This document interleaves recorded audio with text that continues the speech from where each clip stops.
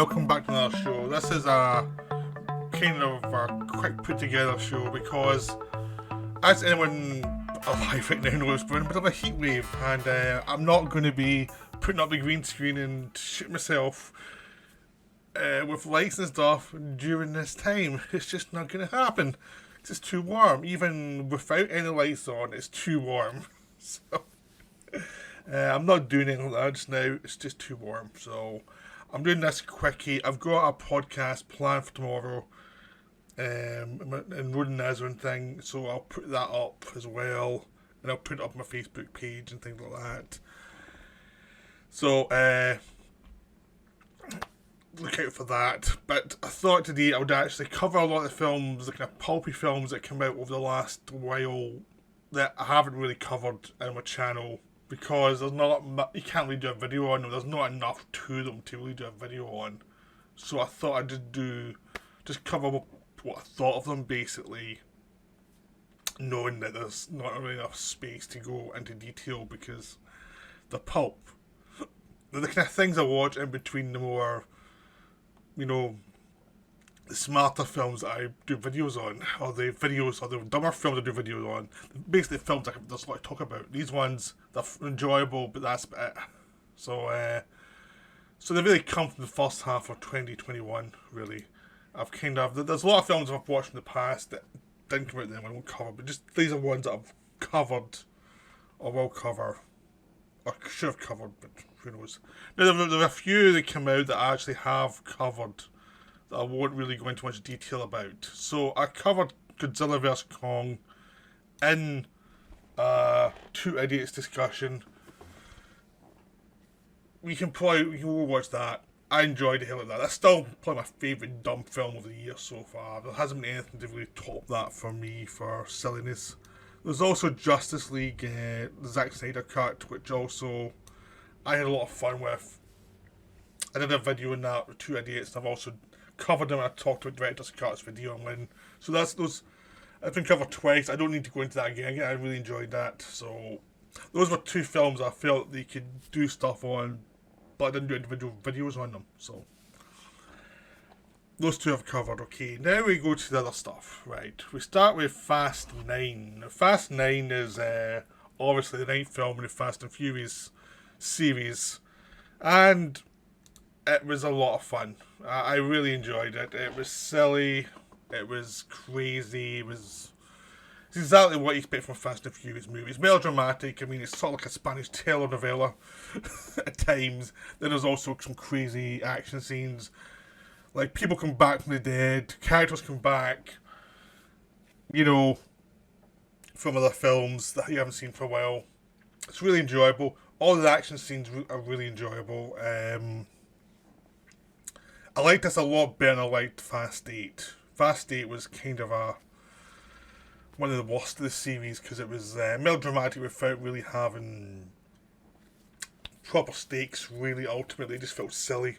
This one is silly, but it felt silly in a good melodramatic way, the way some of the better movies in the series do. Fast 8 was kind of disappointing and willfully stupid in the second half in a way that didn't really work. This one is much more self-aware that it's stupid and it's enjoyably dumb, and basically there's like three major action scenes throughout it, and there's a couple of minor ones, but basically the three main action scenes all work. You've got one in South America at the start where you get the scene that you've seen in the trailer where the car does a Tarzan swing. That comes in the first 20 minutes of the film. So that's where we're at with this series. There's lots of little things going through minefields and stuff. It's really enjoyable, really silly. Then we've got the middle section, which takes place in Edinburgh, which is more of a... It starts out more of a more normal action scene, but it gets crazier and crazier as it goes along. I used to live in Edinburgh for a year, and I used to walk around all those places they shot it in. So I recognise everywhere, and I recognise how they went round in circles a lot of the time. They're basically the end of the sequence are heading back to where they started, if you know Edinburgh. But it's really enjoyable, and it's actually one of the things where I've been drunk in most of those locations because I was a student, first year away from home. So obviously I got drunk a lot then. So that was fun, and the final scene has the cars and space section, as well as them going through a city, and there's a big truck that's flying and going crazy, like it's flipping over, and with John Cena as a long lost brother of Dom, and they don't look alike at all, but it doesn't matter because it's a Fast and Furious movie. This is really enjoyable. This is one of those ones I'll watch a lot in the future because it's in my kind of silly. Really, that's it. Same way as Godzilla vs Kong is my kind of silly. It's like I know you can't really say, "Oh, it's stupid to me." 'Cause, yeah, I know that's why I like it. There's plenty of films that are silly that are not my kind of silly, which I think, oh, what's the point? This is my kind of silly. So I had a lot of fun with this. I really enjoyed it. It is willfully stupid, and it even brought back the characters from Tokyo Drift, which is my favourite Fast and Furious movie. And it's the most untypical Fast and Furious movie. And it's the Fast and Furious movie that either people either love or hate. So they brought the characters from there back as well, which pleased me. So, yeah, really good fun, really enjoyable. Outside of Kong vs Godzilla, this is probably my favourite of the silly movies. But it couldn't really top Kong vs Godzilla with Hollow Earth and all the crazy stuff there. Okay, now we're going to Wrath of Man, which is my other kind of favourite movies been released the last couple of months. This is a Jason Statham, and it's a Guy Ritchie movie. I'm not a massive Guy Ritchie fan. I like some of the stuff, other stuff I don't. I think he's a better director as a writer. This one is a remake of a French film, and it's just really enjoyable because all the characters have a point of view, and the Statham character in the middle of it, he's trying to find out who killed his son. But you find that out slowly as he's in this security firm and starts to figure out who's who. And it goes back and forth in time, and you're seeing it from different points of view. It's very much structured after Reservoir Dogs, and says you go in a narrative, then you cut to someone else's point of view. But it really works because Jason Statham character would be a villain in most other movies, and he's shown as very unsympathetic. And the person who's behind it all, you figure out pretty quickly. But there's some nice turns. Like most of the villains in the film are sympathetic because you can see why they're doing what they're doing. It's just that they made one mistake and it comes back to haunt them. But it's a really solid film, really well made. It's very enjoyable.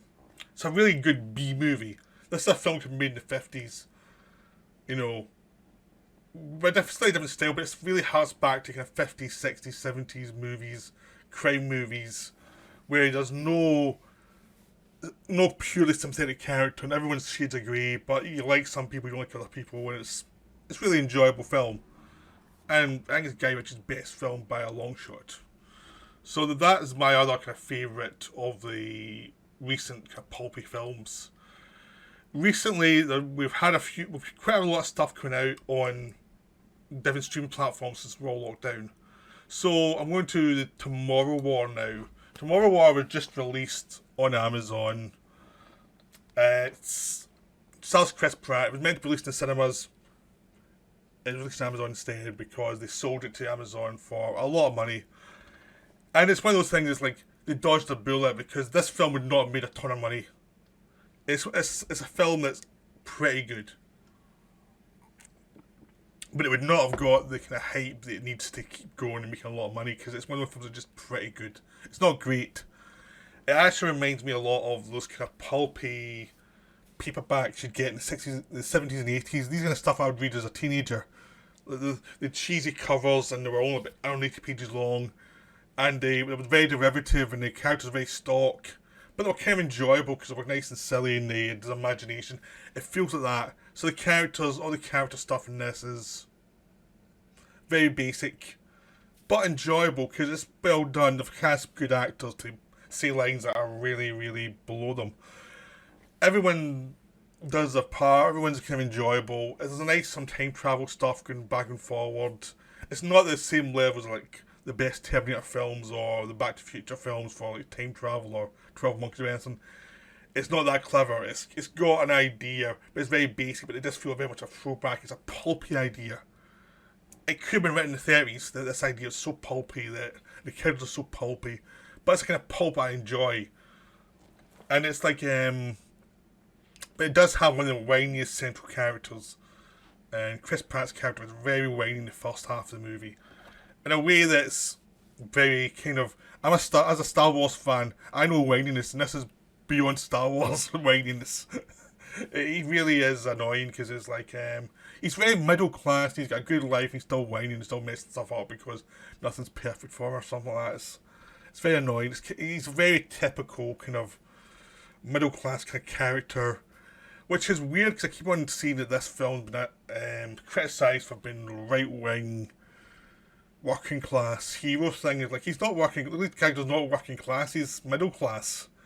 The place he's working class because he used to be in the army, but he was a biologist. Really, he knows basic army stuff, but he's not like a genius at it or anything.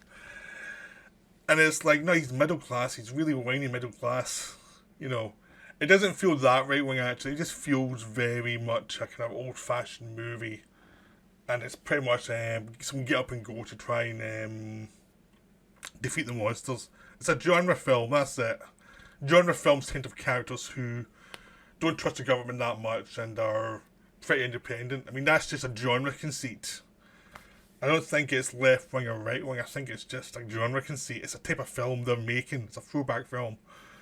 So I don't think the politics are that interesting here. I think people are just, you know, adding stuff up to see. I've got something to say about this film. There's not enough in the film to say much about the film. It's got middle sections a bit overlong. It could have been trimmed down. There's some dramatic stuff you're thinking, you could have done more here. But it's a pulp movie. It's a really enjoyable pulp movie. I enjoyed watching it. It's silly as hell, though. It's like, I saw one person I know gave it 1 star. I can't understand it though, because it's like, it is very flawed, and I really enjoyed it, but it's a very flawed film.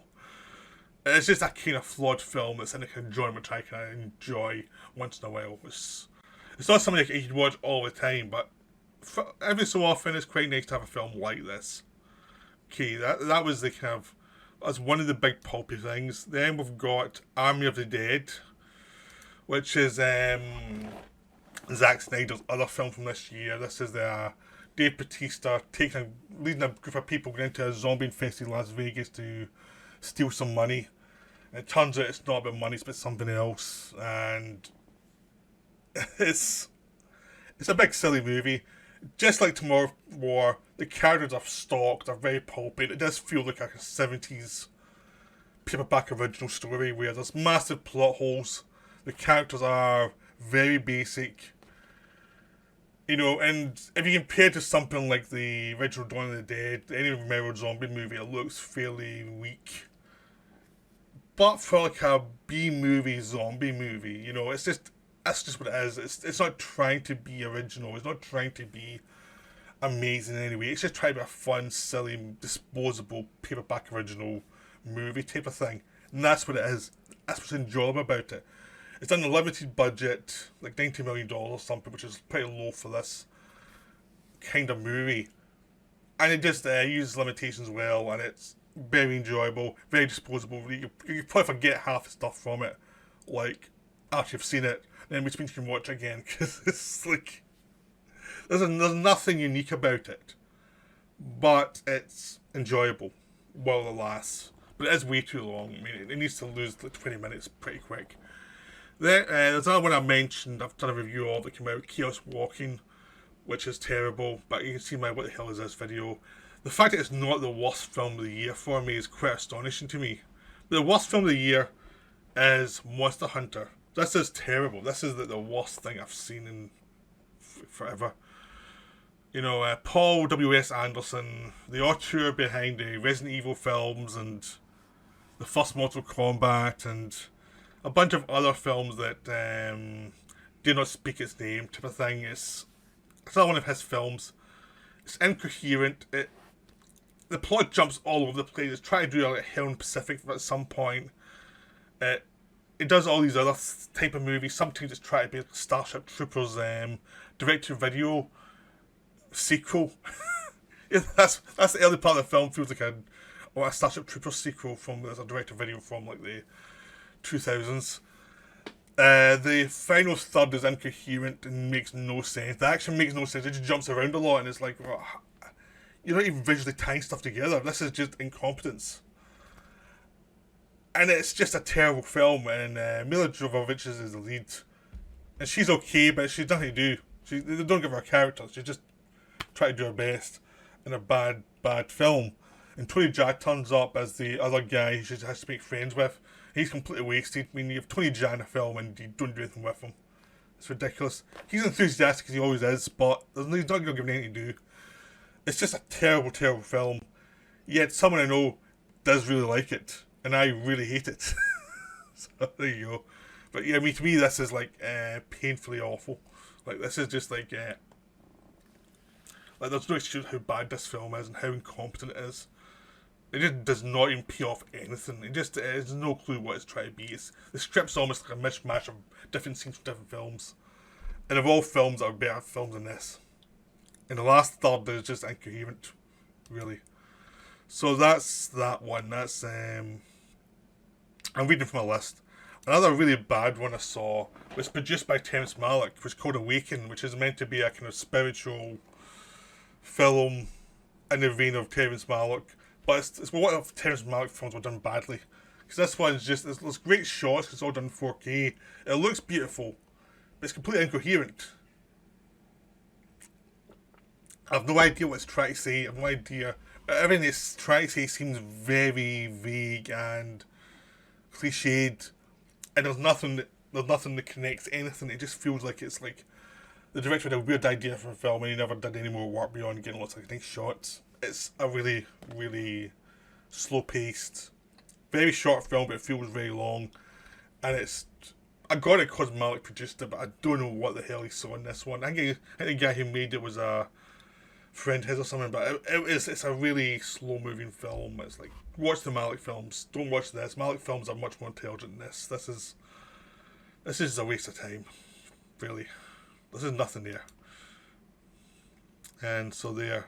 Okay, now I'm looking through a list here. You wonder why I'm looking down, because I can't remember. I've had to go and see what I've seen. Right, there's Nobody, which is a middle-aged man who turns out to be a mad killer. You know, Bob Odenkirk. It's okay. It's a real 3-star film. You know, it get really good reviews, and I'm like, why? It's like totally incoherent, because I mean, it starts out trying to be one thing, and then it turns into something else. You see him being competent, and then it becomes really comic booky at the end, where his father turns up helping him, and all these other people help him, and it's like, and it becomes this kind of jokey film, and to me, it was just like unsatisfying. It never really went into the details of how this character survived underground for so long and why, and everything it was doing always felt a bit vague. Like, they never quite weren't specific enough in the writing to be clear what the details beyond the obvious were, and there wasn't any dialogue to really do much with it. So it's just like one of those films that's like, I don't get why people love this one. It just feels very vague to me. It's not anything special. We've also got One Cut of the Dead in Hollywood, which is an enjoyable riff on the original with all the same characters coming back for it. Same idea. You start off with the film and it gets a bit weird, then you can go behind the scenes and see why everything happened the way it did, because I tried to do a sequel to One Cut of the Dead in the universe of One Cut of the Dead, and it's okay, it's really enjoyable, but if you watch One Cut of the Dead again, it's like it's so far below that level of quality. But it's still enjoyable because you like the characters, the actors having fun. It's an enjoyable, silly 55 minutes. It's not even a full-length film, but it's fun though, so go enjoy it. It's really, it's another helping of something you like, but not as good. It's a typical sequel. But they went off and did something else after this during the lockdown, which was a One Cut of the Dead using video things, and it's on YouTube, and it's really good. It's really inventive. It's the one you should see. So check out One Cut of the Dead on YouTube, and you should find this other thing that other people behind One Cut of the Dead did, and it's really fun. Much better than this. Okay, we've now got Seized, which is Scott Adkins' movie. Isaac Florentine directed it. It's not up to their level of like the Boyka and distributed films or the Ninja 2, but it's still enjoyable. It's based on an hour 25 minutes. It's a guy whose son's kidnapped. He has to go and kill all these drug people, otherwise they'll kill his son. And it's just, so basically it's Scott Adkins going through these different drug dens and murdering people. And that's it. There's nothing new to it, but Adkins is a fun lead actor. Marvel Van Peebles is the villain. He's having a lot of fun, being way over the top. It's just an enjoyable pulpy movie. It's a B movie, unapologetic B movie. You go in knowing that, hour and a half, you're going to have some fun with it. That's all it is. It's not trying to be any more than what it is, and it's enjoyable for what it is. It looks really good when you compare it to Without Remorse, which is the big Amazon buy that they put out with Sir Michael B. Jordan. This was a Tom Clancy adaptation. It's fine, it's enjoyable, but compared to Seized, I'd much prefer watch Seized again, because Seized a much better lead character. Like, the lead character in Without Remorse is well played. Michael B. Jordan's a very good actor, but he's not given that much to do in this one. He's played a guy who's traumatised by the death of his wife, and he's out for revenge. And that's the enjoyable part of it, and how he goes about it, but there's all this political stuff, and it becomes very much overdone. It feels like the film should be a lot shorter or much longer, but this middle ground has got where it's like, it starts going into details about corruption, then it has to get to the ending quick. Just very unsatisfying. It should either been a lean 90 minutes or an epic story. It's kind of in between movie where everything's kind of vague, but it's still enjoyable. When Guy Pearce shows up as a villain, and he's fun, you know. And you're not meant to know he's a villain, but you can tell he's a villain within 2 minutes of him showing up. I mean, if Guy Pearce in a Hollywood movie nowadays, he's the villain, you know. And then he goes off and makes about 3 or 4 interesting films that he wants to make, and he comes back and plays the villain again. It's like, it's a good gig for everybody.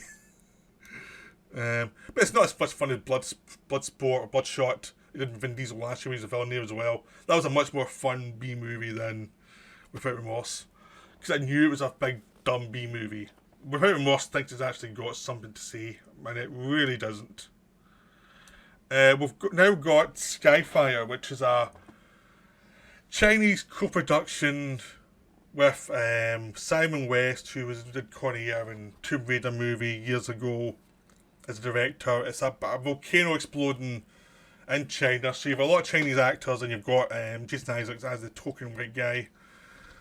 And he didn't need Jason Isaacs in this at all. It should have been a Chinese character. It really should have been. It's like, why is he in this film? He just jumps out. It's like, he shouldn't be here. It should be a Chinese actor. Let's put a play of Chinese actors. I'm sure it's a production thing, hire someone who's white here. But it kind of just jumps out as, why is he here? Why is he getting money to do this? It just seems like stupid. But it's a fun film. It's like, everything's cliched in it. I mean, all the character arcs are very cliched, but it's enjoyable. It's really enjoyable for a bit of trash. So it just shows that China can make trash just as well as Hollywood can, you know. And there's not that much propaganda in this one. It's pretty much a trashy B movie. So try to learn how to do trashy B movies, like the Americans do. They make it a very fair one. But it's a lot more fun than Dante's Peak, to be honest. I'd much rather watch it than Dante's Peak. But it's not quite as good as Volcano, which is the uber dumb Volcano movie. Because Volcano is a dumb as hell movie, but it's enjoyable. Tommy Lee Jones is the lead. I still like that one better. But Skyfire's a good kind of middle ground one. It's still fun. You can probably get it really cheap. And if you're in the mood for trash, it works. It's trash. It's got the trash bit down pretty good. I'm just looking through my list here again. So we've got Soul, which came out last year, but I only saw it again this year because it came out in the Disney Channel. So I never saw it when it was released because it was Christmas, and I was like, I didn't even bother watching it then. But I watched the beginning of the year, and it's really good. Objectively, this is the best film on this list by a mile. But it is fun. It's really enjoyable, and it's very entertaining as well. It is a kind of riff on the matter of life and death. There's a lot of visual cues to that, and the idea of someone who's died and he's in afterlife. He's trying to fight for his life to get back to where he was. He has to learn how to see where he went wrong in his life. And it's a nice little film. I mean, Pixar films, I either love them or I go, eh. Because some of them leave me cold like almost instantly. And other ones I really enjoy. And this one I really enjoyed. It's just one of those things. They've got a kind of production line of ideas, and sometimes they connect, sometimes they don't. For me, and this one really connected. Because Pete Docter, who directed it, also did Up, which is another film I really, really enjoyed. That's one of my favourite Pixar movie, Up. So obviously he's a director who does films that I enjoy.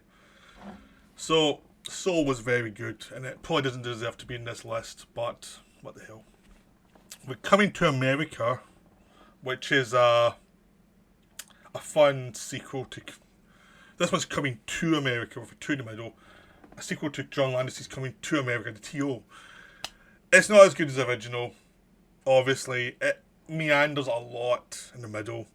It switches main characters, Freddie Murphy, to the character of his son. And it tries to do a lot of things, but it's well done though, and it's like, even though it's a Shaggy Dog story, it's very unfocused. I still enjoyed it. A lot of people didn't like it. I enjoyed it though. It was just like, it was fun. I mean, there's nothing to it, but I wouldn't mind watching it once in a while. I mean, it's not like anyone near Eddie Murphy's best stuff. It's not anyone near as good as the original, but it's still enjoyable, you know. But it's not like a great film or anything. It's a fun enough sequel. It's one of those ones. You know, it's nice seeing the characters again, but they could have done it better. And finally, we have Willy's Wonderland, which is a Nicolas Cage movie. Nicolas Cage in a limited location with all these animatronic dolls that try to kill him, and while he's trying to clean it all up at the same time. And basically, he's either cleaning the place or he's killing the dolls, and then you're getting all this backstory around about him as well, about why the dolls are haunted and stuff. It's really stupid, but really enjoyable. Nicolas Cage doesn't say a line throughout the film. He's purely silent, which makes it fun. He's the reason to go see the film, because he's a lot of fun in it. Because he knows exactly what film he's in. He's in a cartoon. The animatronics are a bit awkward because they're low budget, but it's still enjoyable. The whole film is, if you lower your expectations to be, I'm going to watch a fun B-movie. That's it. That's all you're getting. If you raise your expectations thinking, this looks so weird, it's going to be amazing, it's not that. It doesn't go to those heights. It doesn't have the directors. It needed something like Coen Brothers to go and do those kind of things. It doesn't have that. But it does have enjoyability. But there's not much to say about it beyond, it's fun for a Friday night with a few beers type of thing. It's that kind of film. It's nothing beyond that. Okay, I've got a couple of things to mention. Mythic Quest is a TV show I've been watching, which is very enjoyable. It's from the people who did It's Always Sunny in Philadelphia. It's about game developers. It's an Apple Plus. It's a nice little series. All about it's a workplace thing, but it's about game developers, and you've eccentricities, you've got crazy writers, you've got egocentric creators, you've got programmers who are a bit nuts. You've seen it all kind of before, but they switch stuff around a lot and play around your expectations, you know. So it's enjoyable. It's a really enjoyable show. It's 2 seasons so far. I'm hoping there'll be more because it keeps on twisting itself around into different variations. Also, there's some of the people from Community can be also involved in it as well, and Danny Pudi from Community's in this as a kind of villainous character, which is quite fun. It's just enjoyable. It's a really enjoyable show. There's 2 films I watched while I was a bit inebriated, which is Yatterman and Meatball Machine. All I can say is, if you're drunk, these are amazing. I don't know what they're like when they're sober, but Yatterman especially was amazing when you're drunk. There's musical sequences. It's like they've all these kind of things that are big. It's kind of like the banana splits if someone, an auteur had made banana splits. You know, it makes Willy's Wonderland look pretty lame in comparison, to be honest. Because it just really goes for it with the animatronic stuff and the kind of weird retro feel, and I tend to make it superheroes, supervillains, and it's very kind of Batman 60s inspired as well. It's just wonderful. But it's actually a good double bill with Willy's Wonderland, but this should be the second one. You should be drinking heavily by this point. because it's a Mickey film, so you would expect. Meatball Machine is also very enjoyable. I like the second one more though, Sudoku, but this first one I watched while having some booze. And it's a nice little story with all this gore about it. The second one's much bigger and much more over the top, which I enjoyed more, but this one's a better story. But both of these are really enjoyable, but I would say have some booze. So I hope you enjoyed that. As I said, we're in a heat wave just now. I just don't want to be using the green screen to try and do stuff. I'm in a heat wave. Even doing this is like done fairly early. I'm sweating like crazy. So I'm not going to be doing this. I'll just wait till the temperature drops a little bit until it's kind of reasonable. Which in Scotland is used most of the year, so it won't be that long. But I'll try and do little videos until it gets more reasonable to do than my normal videos, because it's tricky if you try to do a video when you can barely breathe. It's impossible, so I'll probably do bits like this just now until the temperature goes back to normal. But I hope you enjoyed this rambling look at the trash from the first half of the year, and I hope I inspired you to go and watch stuff, but not Chaos Walking or Monster Hunter. Those two you should really avoid. Right, well, I'll see you later. Right, bye for now.